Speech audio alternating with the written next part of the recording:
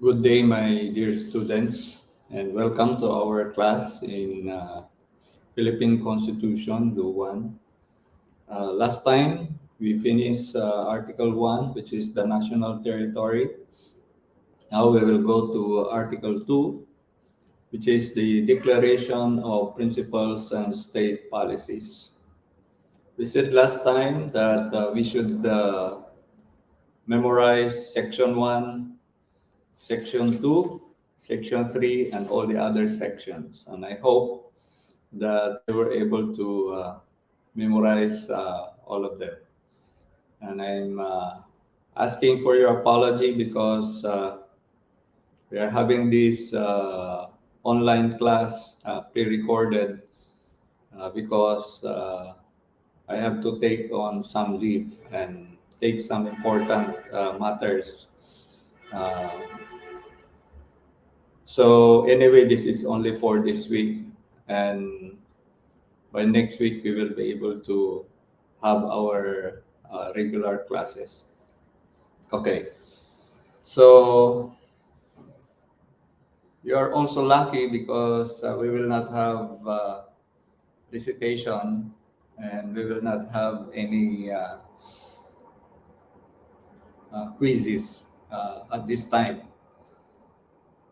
But I want you to listen carefully because immediately after this lecture, online lecture, uh, to make sure that you watch this, is I'll be giving you a long quiz on all the things that I will be discussing to you this day. Okay, so in the Declaration of Principles and State Policies, Section 1, the principles. Okay, the principles and policies enumerated in Article 2 of our 1987 Constitution encompass the values and aspirations of the Filipino people. Okay, this Article 2, Declaration of Principles and State Policies, uh, provide the fundamental guidelines which the government is committed to observe in the conduct of public affairs, especially in the enactment of laws by Congress, their enforcement by the executive branch, and in the determination of the validity of the statutes and executive acts by the courts in case there are controversies brought before them. Okay, so what is the number one principle that we Filipinos would like to have in our government? Okay, Section 1 provides these aspirations. The Philippines, it says, the Philippines is a democratic and a republican state. Okay, sovereignty resides in the people, and all government authority emanates from them. So this section speaks of our country as a democratic. And what kind of a democratic? It is a republican state. Okay, so when we say democratic and a republican state, it is a democracy has been described as government of the people, by the people, and for the people. And when we say Republican, it means that it is true representatives. When we say as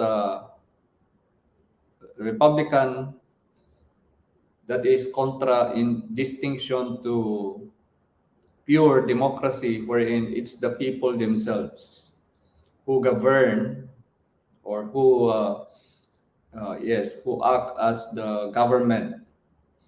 But when we say the Philippines is a Republican government. It means that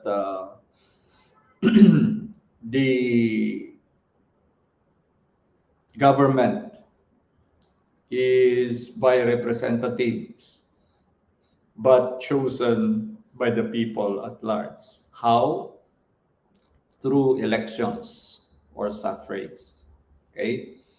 So, a Republican government is a democratic government by representatives chosen by the people. The essence, therefore, of a Republican state is indirect rule. Okay, the people have established the government to govern themselves, uh, but its officers from the highest to the lowest are servants of the people and not their masters. Okay, they can only exercise the powers delegated to them by the people who remain as the ultimate source of political power and authority. Okay, so uh, it is very important, as I've said to you before, that you um, memorize the existence of a Bill of Rights or the manifestations of a democratic and a Republican state. Okay, so there are 8, and I want you to memorize all of them because in your exams, I will ask you to enumerate all of them, and I will ask you to explain in an essay type of questions. So, what are the manifestations of a democratic and a Republican state? And let us see if really the Philippines, our country, has all of these things. Because when we say uh, the Philippines is a democratic and Republican state, it has to have these manifestations. Okay, so what are these manifestations? Number one, I think it is found page 69 in your book. So there's no reason for you not to be able to be familiar with this.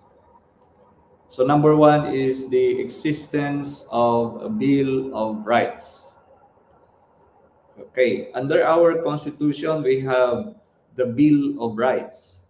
Okay, when we say Bill of Rights, it's actually a listing of rights of the people. Okay, Bill of Rights, it can be found under Article 3 of our Constitution. And if you will notice, Article 3 is it is a list of we Filipinos or we people of the Philippines have retained against our government. So if you will imagine, we establish a government, and that government is very powerful. Okay? Very powerful because it has police power, it has the power of the eminent domain, it has the power of taxation. But since that power is residing in the government, it tends to be very powerful and it tends to be abused by those who are manning the government. So, why we have the Bill of Rights? The Bill of Rights is a list of the rights that we have retained as a people to limit the power of the government. So, if you will notice, this Bill of Rights are something that is addressed to the government.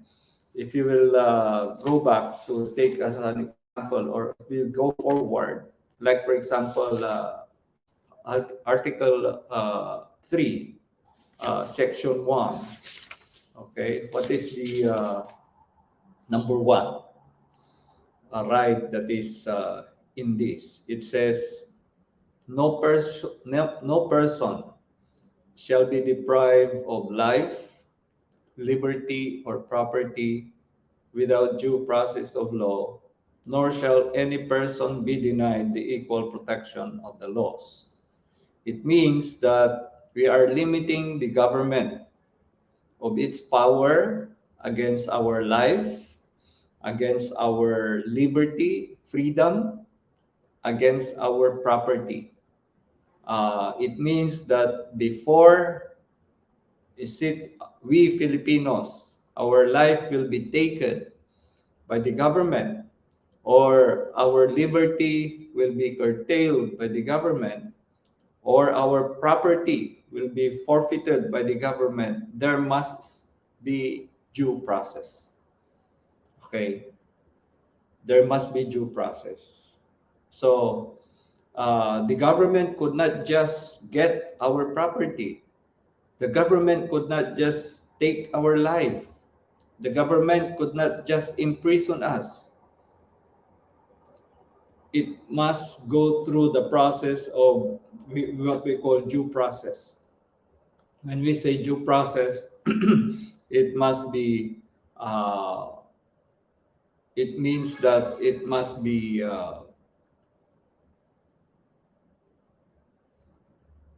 there must be the right to be heard before it could be taken. Okay? So, that is an example of a Bill of Rights. It is a list of rights against the government. Okay? So, these rights uh, are to be respected by the government. Because if we will not do this, if we will not have this Bill of Rights, the government would be very powerful, and it could curtail our life, our liberty, and our property. Okay, so that's number one, existence of uh, the manifestation of a democratic and a Republican state is the existence of the Bill of Rights. Okay, number two, uh, one manifestation of a democratic and a Republican state is that the observance of the rule of majority. Okay, uh, we know all of this because democracy. We know what is democracy. It is the people themselves. Okay, so our election is won by majority. When we pass laws, it must be decided by the majority as against the minority. What is majority? It's always 1/2 plus 1. Okay, it is always 1/2 plus 1. When we say 1/2 plus 1, if we are 120 million people here in the Philippines, 60 million plus 1 is a majority. Okay, so the observance of the role of majority, okay, because that is an inherent characteristics of democracy. We are not dictatorship, or we are not also theocracy. We are not a monarchy. If we are a monarchy, we are ruled by the king, and it is his voice that is the law. But we are a democracy. And how do we make laws, and how do we make decisions? It is based on majority, on the decisions of the people. So let's take, for example, in the election. In election, there are two, if there are only two um, candidates, okay, there are only two candidates. So in that election, the winner is is the person who is voted by the majority, not by the minority. Okay. In the passage of laws also, ordinances, uh, it is decided by the law of the majority. Okay, so that is the observance of the rule of majority. Third manifestation of a Republican, of a democratic and a Republican state is the observance of the principle that ours is a government of laws and not men. Okay, so the Philippines is ruled by law. Okay, not men. It's the men who are implementing the law, but they are acting in accordance with the law. Okay, so this is what it means. Okay, this is what it meant that we have laws that we have to implement, and the executive branch of the government, from the president down to the barangay captain or the barangay councilor. Okay, these are when we say executive, they execute the laws and they act within the law. They cannot act above or below or beyond the law. Okay, so take note that ours is a government of laws and not of men. So our president, even if he is already uh, he holds the highest position, elective position in the land, is limited by this principle that he has to act uh, in accordance with law. Otherwise, his actions, if it is not in accordance with law, will be a violation of the Constitution. Okay. And he can be impeached, he can be removed as the president. And even also our other officials, okay, they must act in accordance with the law. Okay, so even ordinary citizens like us, we would not say, or we should not say that, no, I am not uh,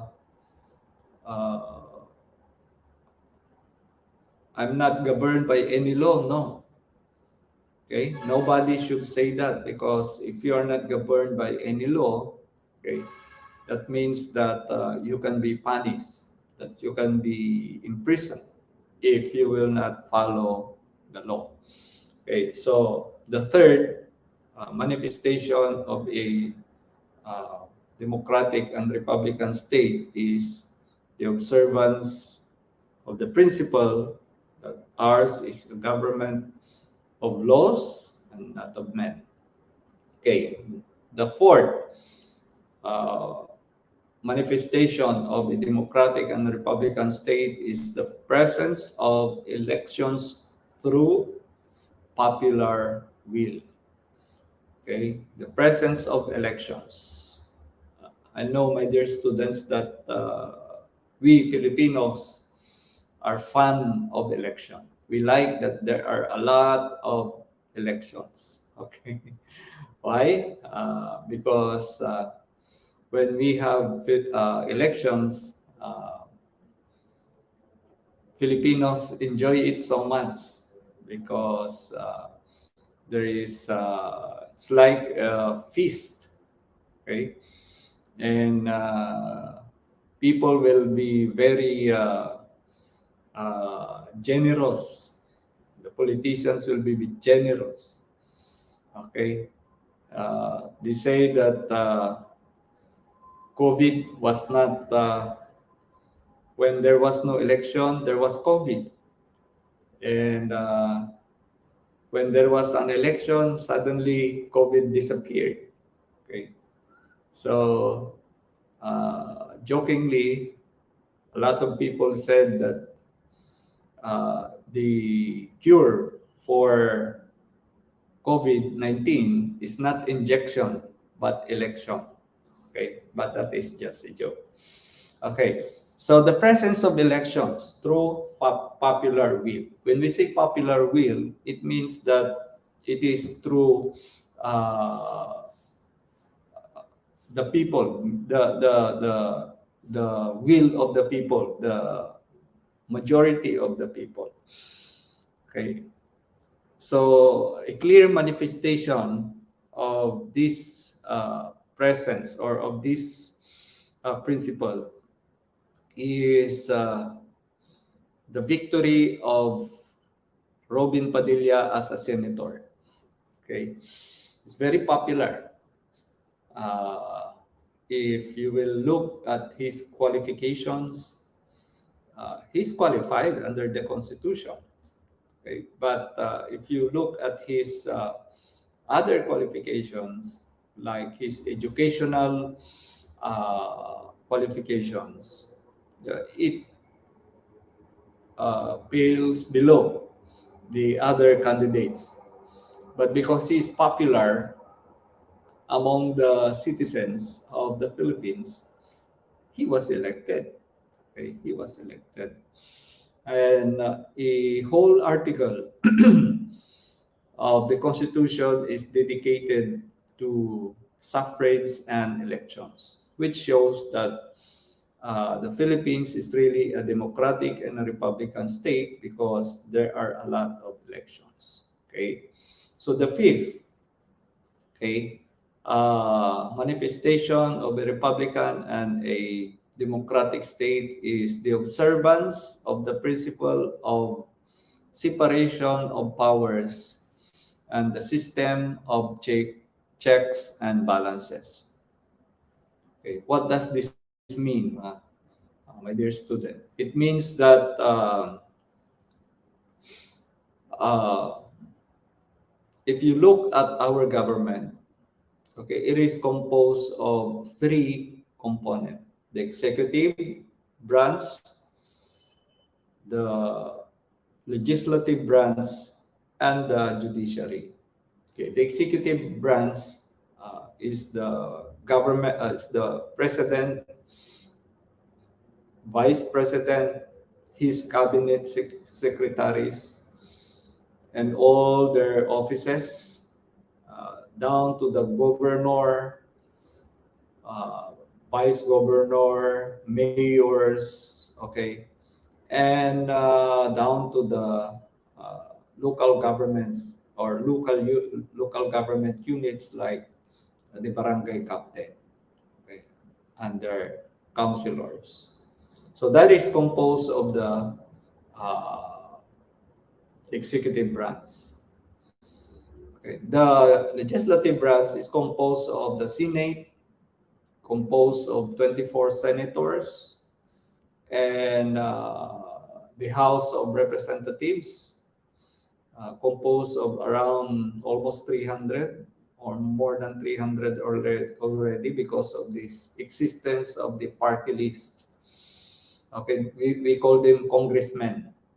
Okay, the judiciary is composed of the Supreme Court, the Court of Appeals, the Regional Trial Court, and the Municipal Trial Courts. Means the courts. So these three branches of the government, they have their own separate powers. Okay, executive government or the executive branch execute the laws or implement the laws. The legislative branch is the one making the law. Okay, they are the one uh, to make law. That's why you will notice that the House of Representatives, our congressmen and our senators, okay, they are the one discussing what law that should be passed.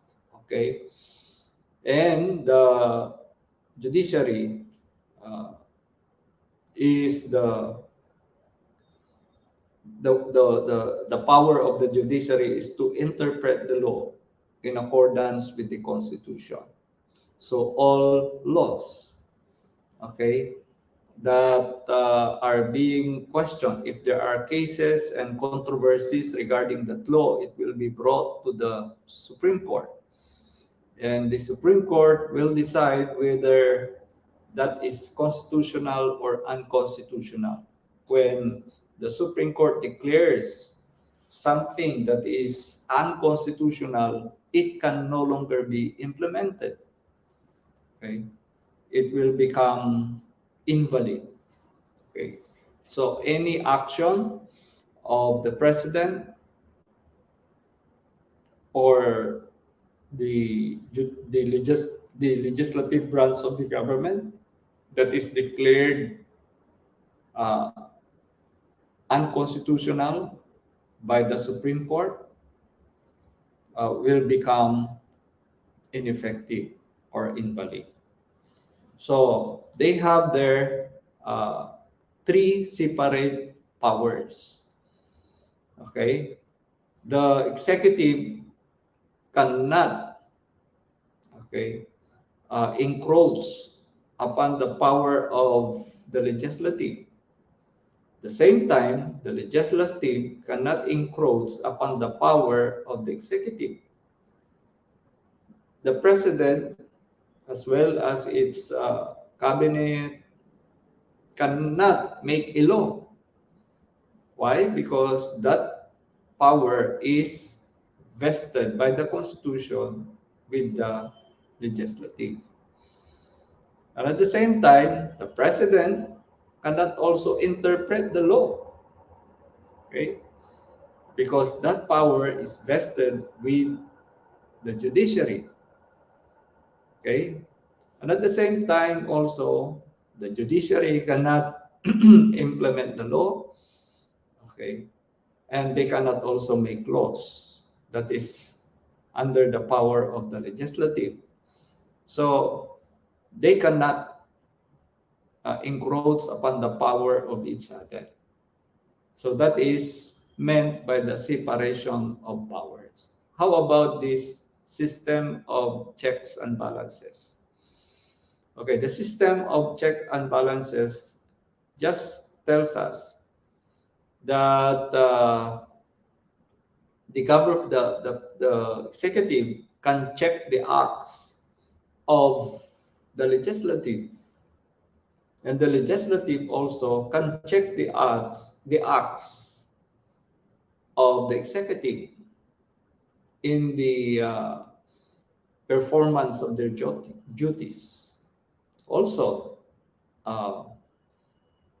the Supreme Court or the judiciary can check the acts and the exercise of its powers, of the powers that is vested in them by the executive and by the legislative.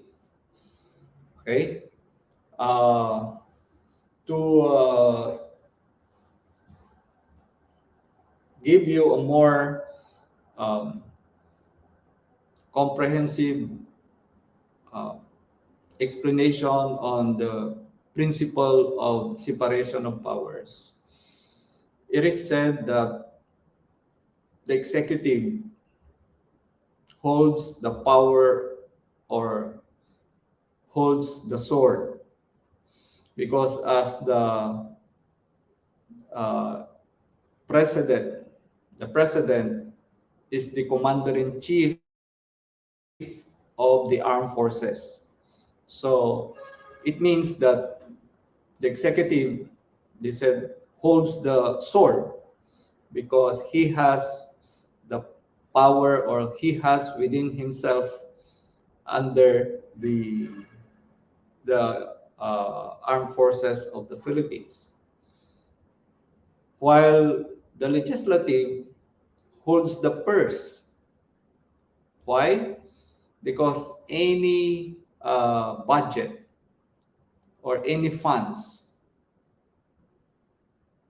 that will go through the government must pass through the legislative, meaning without the permission and allowance of the legislative, no funds of the government will be given to any branch of the government. Okay? All right. And they said that the less powerful among the three branches is the uh, judiciary. Why? Because it cannot act unless there is a controversy or a case that is brought to it.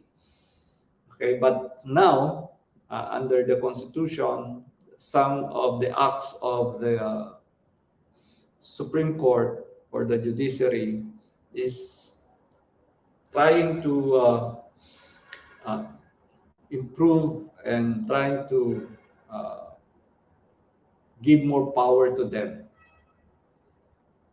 So, like for example, in the destruction of our government, of our environment, even if there is no case filed against them, if the Supreme Court see, okay, or observe that our environment is being destroyed, they can issue a writ, okay, writ of kalikasan. We call it the writ of kalikasan to curtail any act of any person or any individual or any organization that will destroy the environment.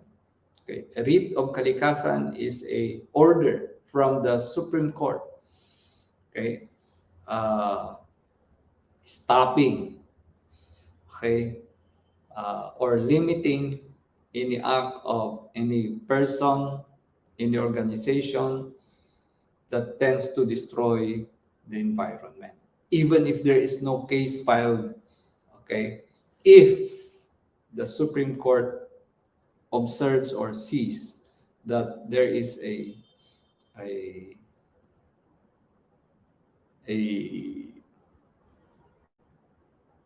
a act that will they tend to destroy our environment. Okay, so uh, how do this system of checks and balances manifest or is exercised? Like for example, uh, if there is a law that is passed by the Congress, before it can become a law, uh, the Congress, composed of the Senate and the uh, House of Representatives, will submit that to the President for his signature.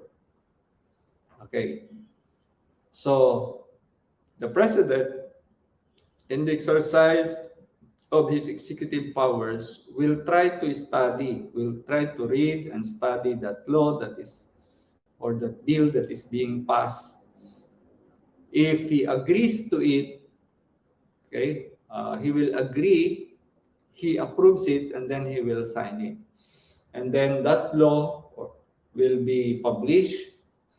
After its publication, probably 15 or 30 days, depending on the law that, or depending on what the law has provided for its publication, then it becomes a law. However, if upon the submission of the Congress of that bill to the President and he sees that this is not a good law, he can veto it. When he say veto power, when we say veto, meaning he will not sign it, it will not become a law. Okay? So that in effect is a check by the executive on the acts of the Congress. Okay? So he can veto the whole of the law or he can veto some parts. So I will approve this and then he will take some notes. I will disapprove this. Okay, so before it becomes a law. So in that case, uh, the Congress may, okay, change the law or change the bill so that it will be approved by the president. Okay. So how about the Congress checking on the president? Okay, we said that all budgetary requirements that requires funds must pass through the Congress. So if they want to pass or if they want to check on the president, the Congress men may not approve the budget for the president or its offices.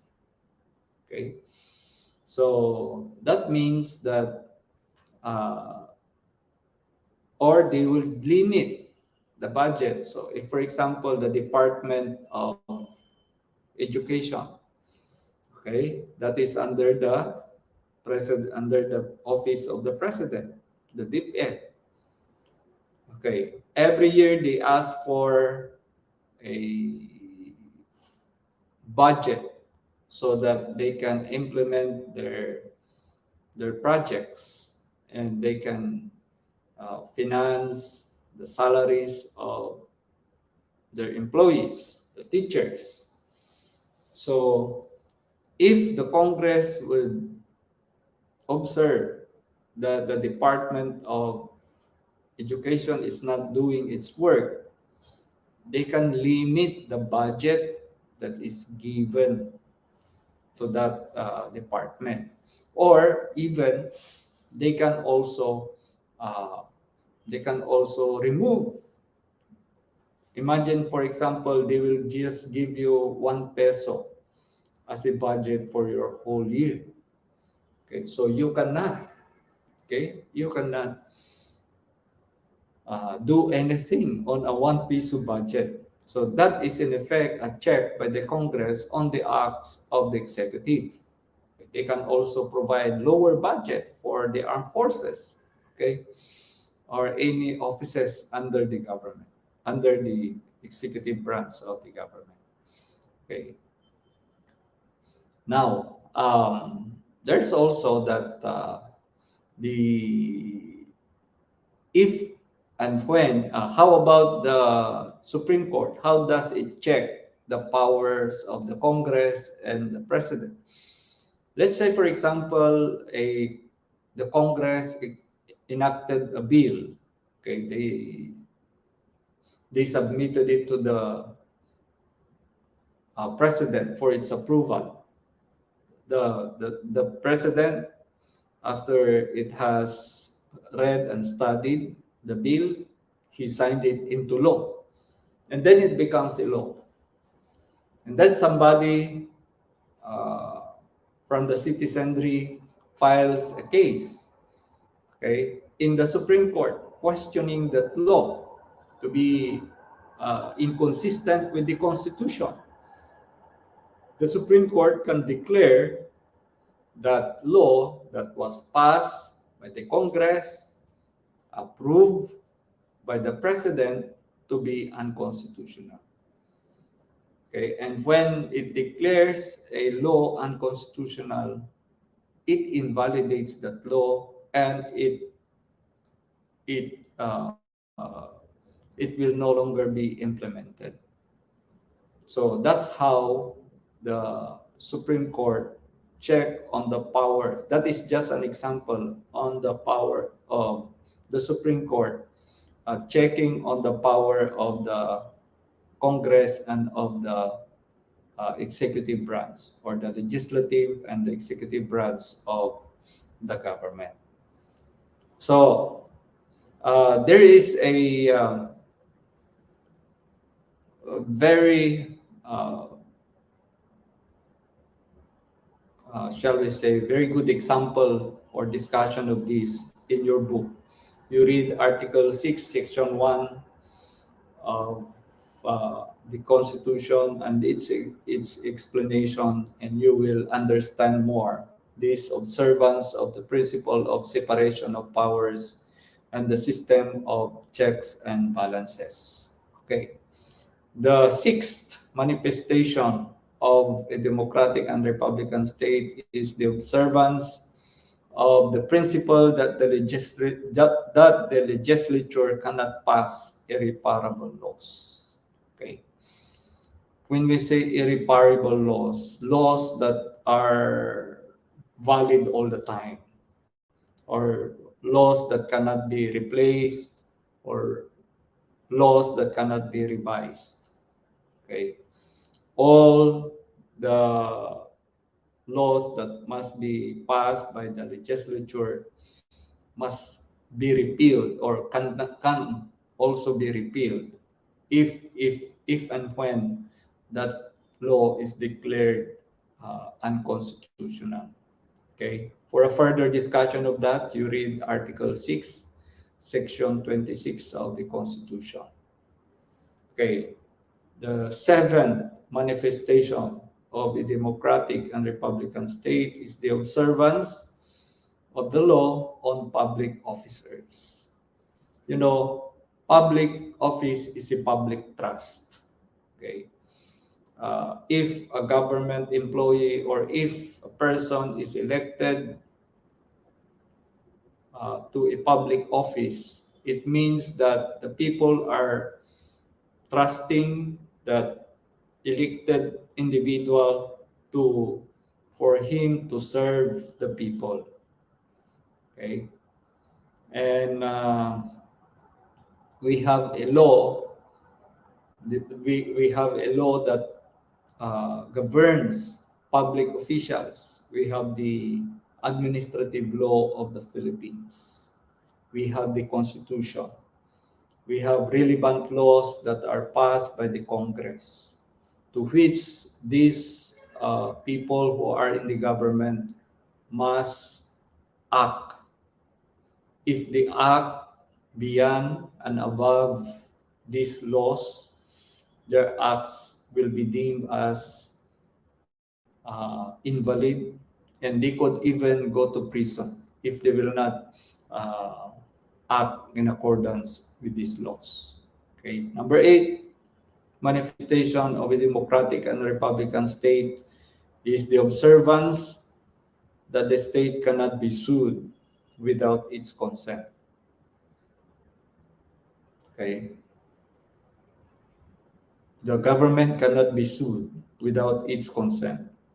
If it is with consent, then it can be sued.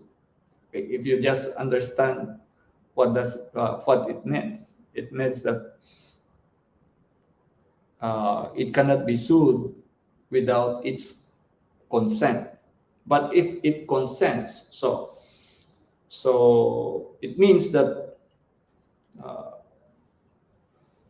we cannot file a case against the government. Generally, okay? Generally, we cannot file a case, because if that is the case, then our government uh, cannot function anymore, because there's a lot of people who have a lot of cases against the government. Every complaint, okay, that they have, they might go to court and file a case against our government. So, but if it gives its consent, like for example, the government entered into a contract with an organization, okay, and filed a case against that organization, then in that case, that organization can file a counterclaim. There are jurisprudence or Supreme Court decisions that tell us that when the government files a case against an organization or another person, okay, that is in effect giving its consent uh, to be subjected to a counterclaim by that individual, or by that organization that has brought it, or that it has brought to the courts. Okay, so generally, however, we cannot file a case against the state. That is found in Article 16, Section 3 of the Constitution. Now, we studied about sovereignty. Okay? Sovereignty is the supreme power. Okay. If you will remember, it is the supreme power of the state to make laws, to enforce obedience on its citizens. Okay. And sovereignty has two aspects. Internal aspect is the power of the state to enforce obedience, okay, on its citizenry. And another aspect of sovereignty is freedom from outside control. That means that as a government or as a nation or as a state, okay, other state cannot interfere with our laws. Okay, so sovereignty, okay, the power, the supreme authority inherent in the state by which it is governed. Okay, as this section 1 says, sovereignty resides in the people. Okay. The second sentence of section 1 of article 2 says sovereignty resides in the people and all government authority emanates from them. What does this mean? It means that it is exercised indirectly through public officials because it is a republican state. Ours is a republican state. Okay, so the people, however, do not govern themselves directly. Why? Because we said that the Philippines is a republican state. We are being governed through representatives. Okay, how do we exercise our sovereignty as the people of the Philippines? Through election.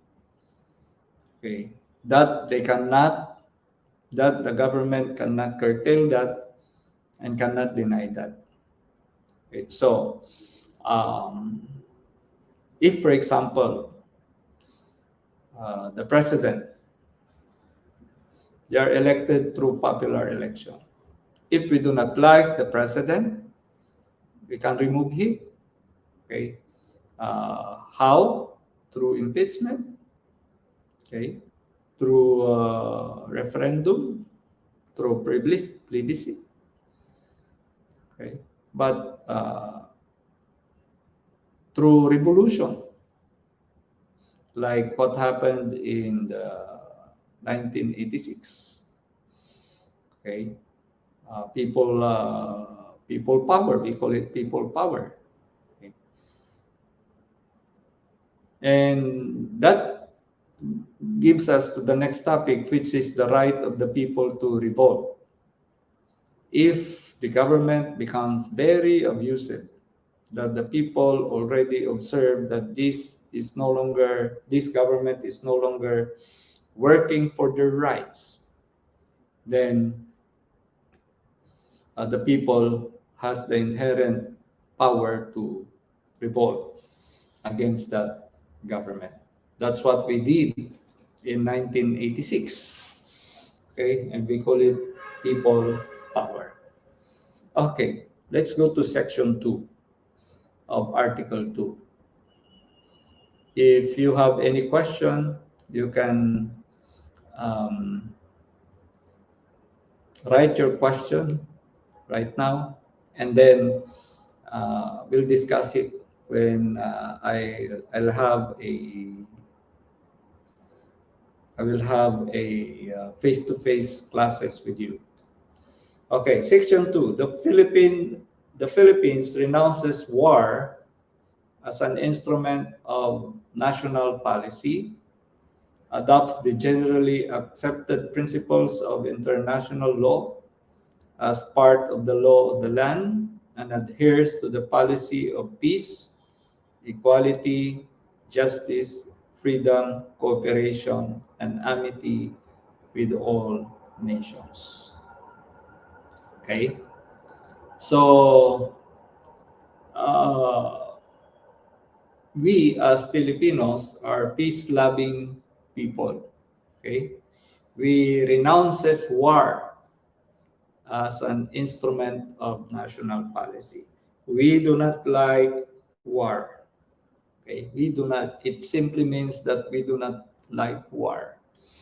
Okay, we are a peace-loving people, and we adopt the generally accepted principles of international law as part of the law of the land. So there are generally accepted principles of international law, like the respect of human rights. What else? The respect of the rights of children and women. If there are laws that are passed by the United Nations or by the world, and we generally accept that, and we generally adopt that as part of uh, the law of the land. Okay, so when we say that the Philippines renounces war as an instrument of national policy, it refers only to renunciation by the Philippines of aggressive war, not war in defense of of our national honor and integrity. Okay, so we do not initiate. It means that we do not initiate war. But if our right and our territory, okay, and our sovereignty is being trampled upon by any nation, then we can, okay, declare war against that nation as a defense of our national honor and integrity. Okay, if we have to preserve our nation as a sovereign nation, then we have to declare war. This section 2 only tells us that we do not really initiate war, but we can defend and we can go to war in defense of our national honor and integrity. Okay, so it's this section also tells us about adoption of the generally accepted principles of international law as part of our land. So what is international law? International law refers to the body of rules and principles which govern the relations of nations and other respective peoples in their intercourse with one another. Okay, so would like for you to um, memorize what is the definition of international law. Okay, and we also adhere to the policy of peace, equality, and justice, freedom, and cooperation and amity of all nations. Okay, so I think that is self-explanatory. So there's no need to explain that. Now we go to section 3. Okay, civilian authority is at all times supreme over the military. Okay, the armed forces of the Philippines is the protector of the people and the state. Its goal is to secure the sovereignty of the state and the integrity of the national territory. So, the idea of the supremacy of civilian authority, the highest of such authority being the president, over the military has always been recognized in the Philippines. by implication from express provisions of the 1935 Constitution and by practice. So this deeply rooted political tradition is also inherent in a republican system of government. Okay? The 1971 Constitutional Convention and the 1986 Constitutional Commission have included the provision because they felt the need for a clear expression in the Constitution concerning the supremacy of civilian authority over the military at all times, particularly during periods of martial law or suspension of the privilege of the writ of habeas corpus. Okay, so as your assignment, I would like for you to research on what is habeas corpus. Okay, and give examples of the exercise of habeas, of the writ of habeas corpus. Okay, so Brother Tristan, Brother Joshua, Brother Kenneth, okay, take note of this example or of this assignment. What is the writ of habeas corpus, and give example of its in the exercise of this writ of habeas corpus. Okay, so even in war, the armed forces is subordinate to civilian authority. That is why our president is a civilian.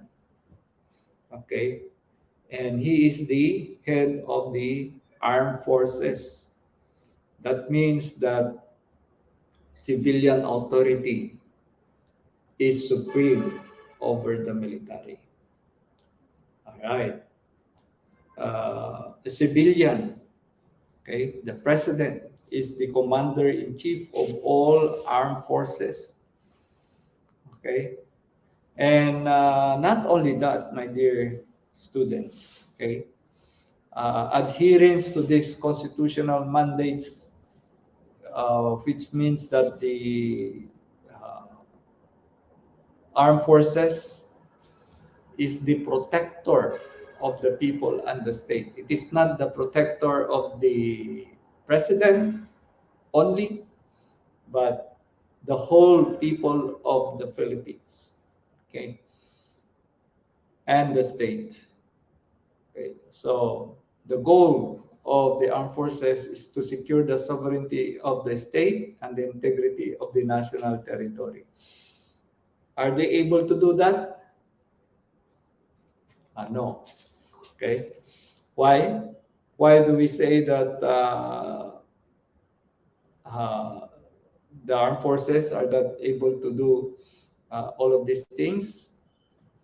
Because they lack the proper facilities and proper equipment.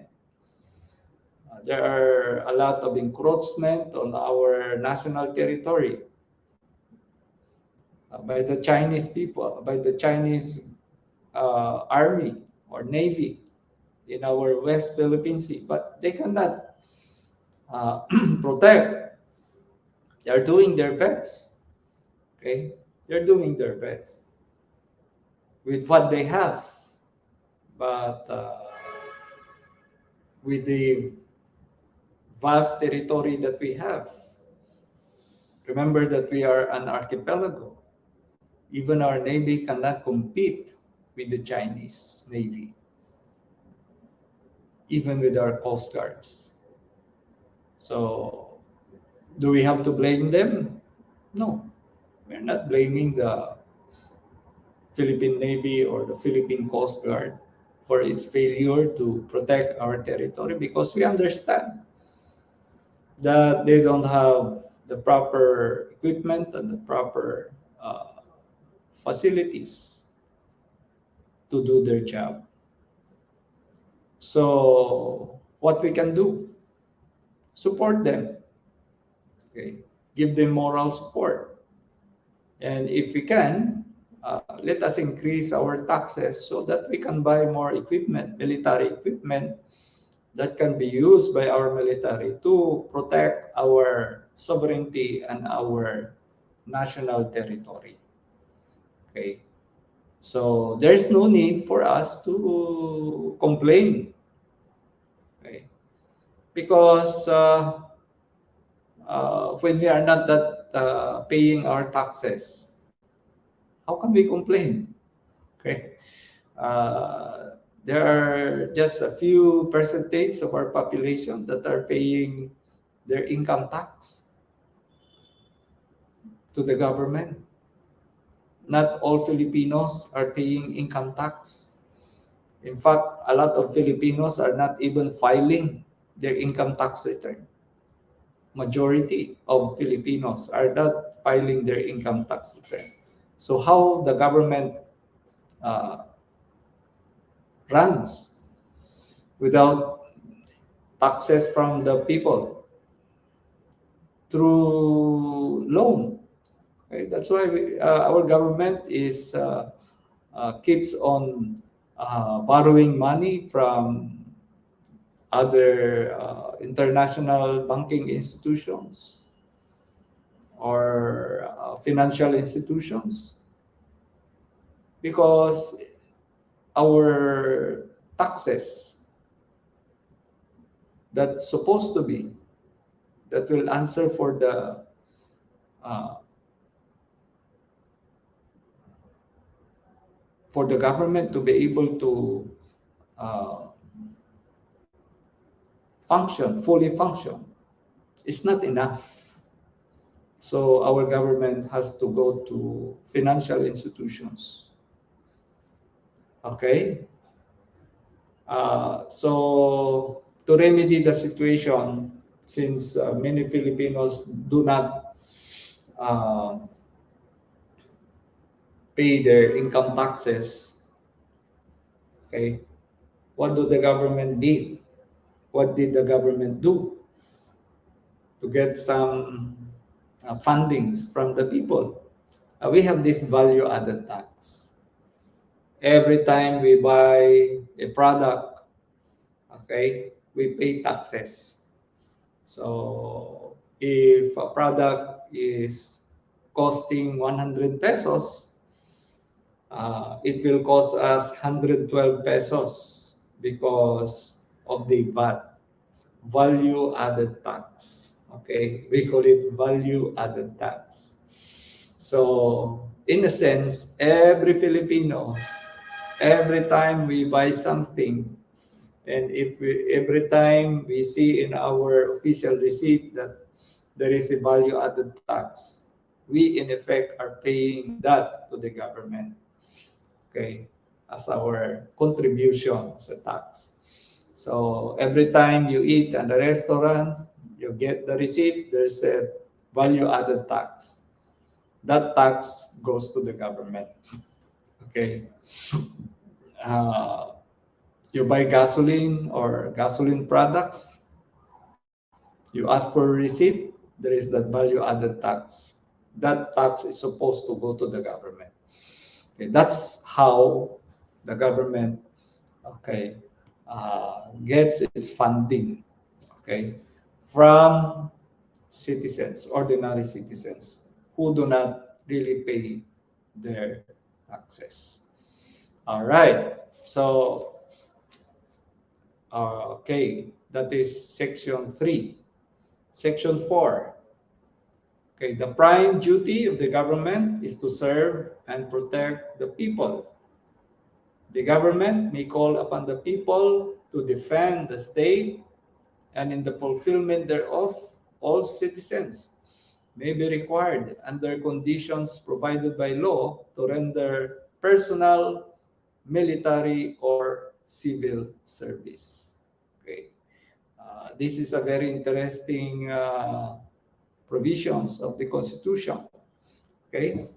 So Section 4 enunciates the first and foremost duty of the government, that is to serve and protect the people. So in our country or in our contemporary setting, when the country is beset by formidable social and economic problems, all demanding priority attention, particularly the problems of mass poverty and massive unemployment. The above principle, okay, is most proper and timely. It is consistent with the most basic democratic tenet that the government exists for the people and not the people for the government. Okay? The state fulfills this prime duty by pursuing and implementing the state policies mandated by the Constitution in Section 7, Article 2, Section 7 to 28. Okay? Defense.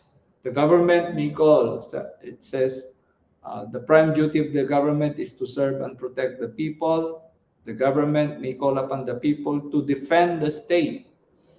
Okay. While the defense of the state is no longer the prime duty of the government, it may call upon the people to defend the state for self-preservation and defend its territorial honor and integrity. The Philippines can engage in a defensive war.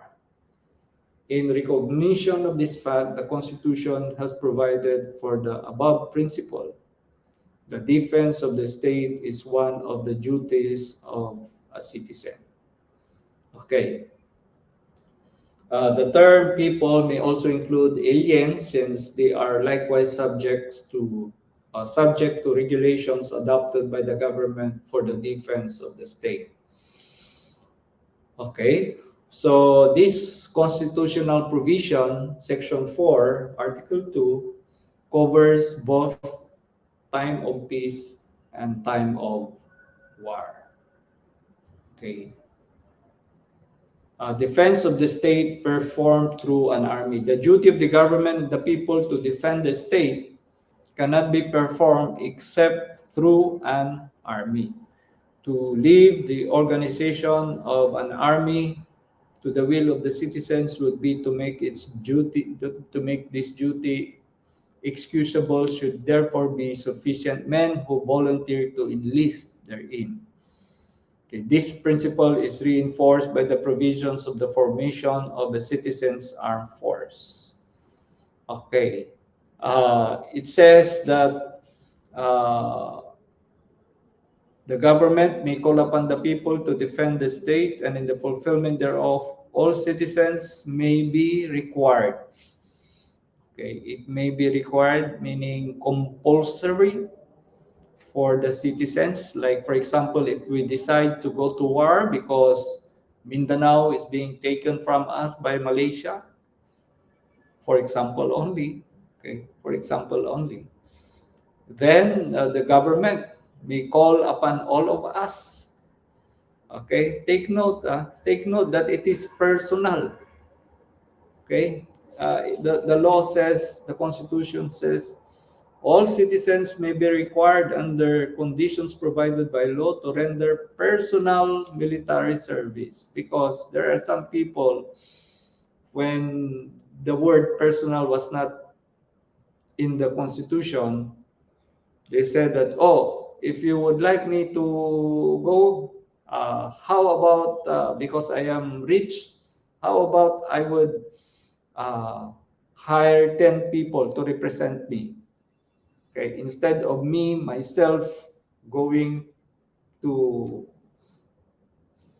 defend the Philippines, I just hire 10, okay, and substitute myself. Okay, that cannot be done under the Constitution. Why? Because it says personal. Okay, it says personal. One cannot render the service required through another. The service must be personal. Okay? All right. So we will stop from there. Okay? Under Section 4. And As I've said in the introduction, please listen carefully because we'll be having quiz on this section 1, section 3, section 4 of Article 2, especially on the manifestations of a Republican, of a democratic and a Republican state. Okay, thank you for your attention, and I hope that you had a fruitful session today, although it is only through uh, recorded video. Thank you, and may God bless us.